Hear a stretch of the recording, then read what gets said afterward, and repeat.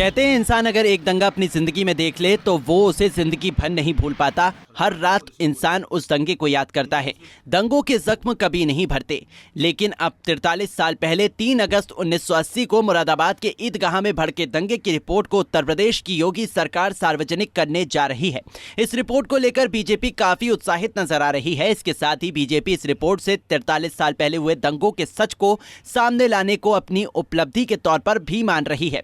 43 साल बाद बीजेपी सरकार मुरादाबाद के ईदगाह में भड़के दंगे की जांच रिपोर्ट को विधानसभा में पेश करने जा रही है।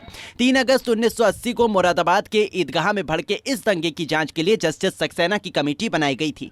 बताया जाता है कि दंगे की जांच इतनी खतरनाक थी कि 43 सालों में किसी भी सरकार ने इसे सार्वजनिक करने की हिम्मत नहीं जुटाई। अब 43 साल बाद रिपोर्ट के माध्यम से सच सामने आने की उम्मीद है। 43 साल बीत जाने के बाद भी आज भी दंगे को याद कर पीड़ितों और चश्मदीदों की आंखें नम हो जाती हैं। तो मैं पहले ये बताऊं कि 1980 के ईदगाह के मैदान में मैं खुद मौजूद था जिस वक्त झड़ा हुआ है। मेरे इन हाथों ने लाशें भी उठाई हैं और जख्मी भी उठाए हैं।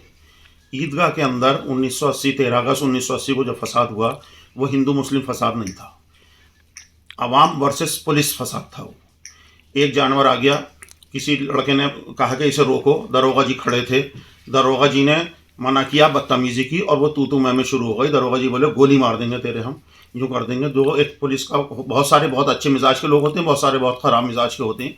वो तू मैं में होते होते इतनी हो गई कि हाथापाई हो गई, गोली चल गई, लोगों ने पत्थर चला दिए, पुलिस ने गोली चला दी। हिंदू मुस्लिम फसाद नहीं था। उस गोपनीय रिपोर्ट को मंजर आम पर लाने की बात की है। मेरी समझ में नहीं आता कि योगी सरकार ऐसा क्यों कर रही है।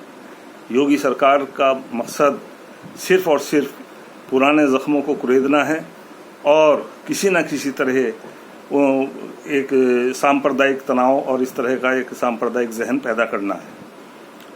मुसलमानों के साथ इंसाफ नहीं हुआ, लेकिन अगर मुसलमानों को इंसाफ देना है तो योगी सरकार ये ऐलान करे कि हम इस दंगे की उच्च स्तरीय जांच कराएंगे, जो कि मुस्लिम लीग बराबर 40 साल से करती आ रही है।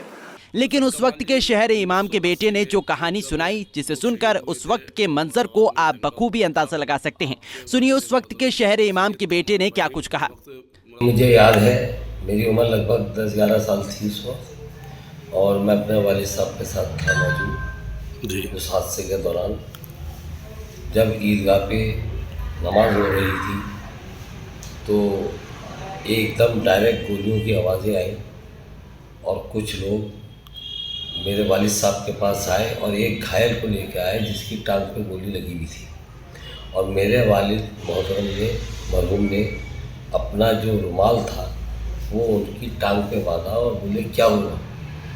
तो उस पर वो लोग बोले साहब पुलिस गोली चला रही है।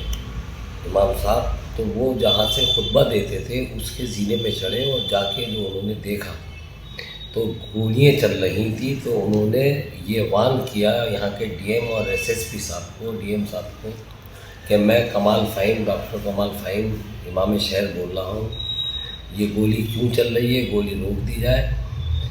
जब गोली नहीं रुकी, ये कुछ मिनटों का वो है लफ्ज़, तो उन्होंने कहा कि आप गोली रोकते हैं या मैं जिहाद बोल दूँ। तो वो जिहाद का मायने उन्होंने बयान किया कि अगर मैंने जिहाद बोला तो इसके मायने ये है कि मुसलमान फिर सड़कों पे आ जाएगा। तो गोली रोकी गई। रिपोर्ट अब विधानसभा पर आएगी। इस ऐलान के साथ ही अब इस मामले पर राजनीति भी जमकर हो रही है। पूरे मामले पर वित्त मंत्री सुरेश खन्ना ने कहा कि ये रिपोर्ट पहले आ जानी चाहिए थी, लेकिन तत्कालीन सरकार ने इस रिपोर्ट को पेश नहीं किया। रिपोर्ट नहीं आई सामने, जब रिपोर्ट आई तब देखा जाए। लेकिन रिपोर्ट देर से पेश हुई, ये सही है, और रिपोर्ट पहले ही आ जानी चाहिए थी। हालांकि आप पहले गई थी, आप 83 में ही गई थी, लेकिन उसको पेश नहीं किया गया तत्कालीन सरकार। वहीं अब मुरादाबाद दंगे पर समाजवादी पार्टी के सांसदों का भी बयान सामने आया है। संभल से सांसद शफीकुर रहमान बर्क ने कहा कि बीजेपी केवल और केवल हिंदू मुस्लिम की राजनीति करती है। इसका तो इनका जैसे कि इनकी पॉलिसी है हिंदू मुस्लिम नफरत की, उससे भी पुरानी बातों को उखाड़कर नफरत दिलाना चाहते हैं। जबकि उसमें मुसलमान ईदगाह में नमाज पढ़ रहे थे तो उसमें सुअर छोड़ा गया तो उससे डिस्टर्ब हुआ नहीं यहाँ इबादत के अंदर, ये झगड़ा हुआ था उस जगह।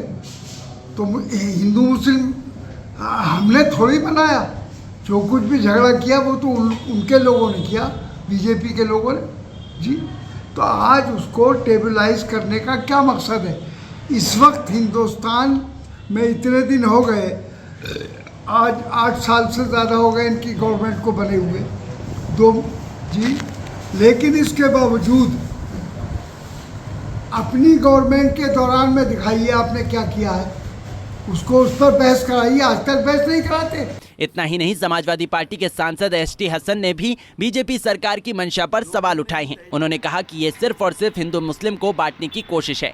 रिपोर्ट का आप देख ही रहे हैं कि सरकार ये रिपोर्ट जारी करके मुसलमानों को बांटने की भी साजिश है, मुसलमान को डिसइंटीग्रेट करने की साजिशें हैं। लेकिन वो कोई भी साजिश हो, मुसलमान इतना बेवकूफ़ नहीं है।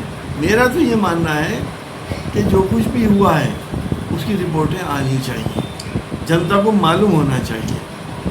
आज नहीं, आज से 50 साल बाद आप बाबरी मस्जिद की भी रिपोर्ट देखेंगे, कुछ ना कुछ आएगी। बता दें कि 43 साल पहले ईद का दिन था।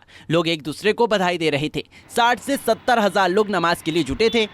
ईदगाह के अंदर ज्यादा जगह नहीं थी, हजारों लोग ईदगाह के बाहर भी खड़े थे। तभी सुअर के ईदगाह में घुसने की बात आई।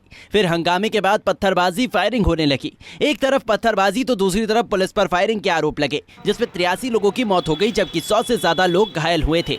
हालांकि फायरिंग कैसे शुरू हुई, लोगों की मौत कैसे हुई, इसके अलग अलग वर्जन हैं। कुछ लोग ये भी आरोप लगाते हैं कि पहले भीड़ की तरफ से ही फायरिंग हुई और बगल के पुलिस स्टेशन को आग में झोंक दिया गया था। लेकिन अब 43 साल बाद दंगे की जांच रिपोर्ट सार्वजनिक होने पर सारी तस्वीर साफ हो जाएगी। इस दंगे की अब रिपोर्ट जिस तरह योगी सरकार विधानसभा में पेश करने वाली है और इसका खुलासा करने पड़ा कि आखिर दंगे के पीछे किसकी साजिश थी। लेकिन अब इसके बाद राजनीतिक गलियारों में चर्चाओं का विषय शुरू हो गया है।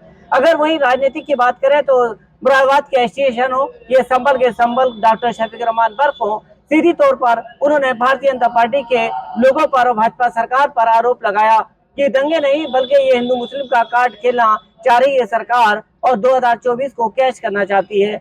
अब देखना ये है कि इस रिपोर्ट के बाद किस पर असर पड़ता है और किस तरह से राजनीतिक यहाँ पर बगड़ जाल फैलता है, ये तो आने वाला वक्त ही बताएगा। कि जो दंगा 13 अगस्त 1980 में ईद की नमाज के बाद हुआ था, अब सरकार उसको पटल पर ला रही है, तो ये बड़ा सवाल अब राजनीतिक गलियारों में दिखाई देता है। गौरव अली के साथ मुजम्मिल दानिश, पंजाब केसरी, मुरादाबाद। हमसे जुड़े रहने के लिए हमारे YouTube चैनल को सब्सक्राइब करें और नई वीडियो की नोटिफिकेशन के लिए बेल आइकॉन को दबाएं। अगर आप ये वीडियो Facebook पर देख रहे हैं तो लाइक जरूर करें और ज्यादा से ज्यादा शेयर करें। धन्यवाद।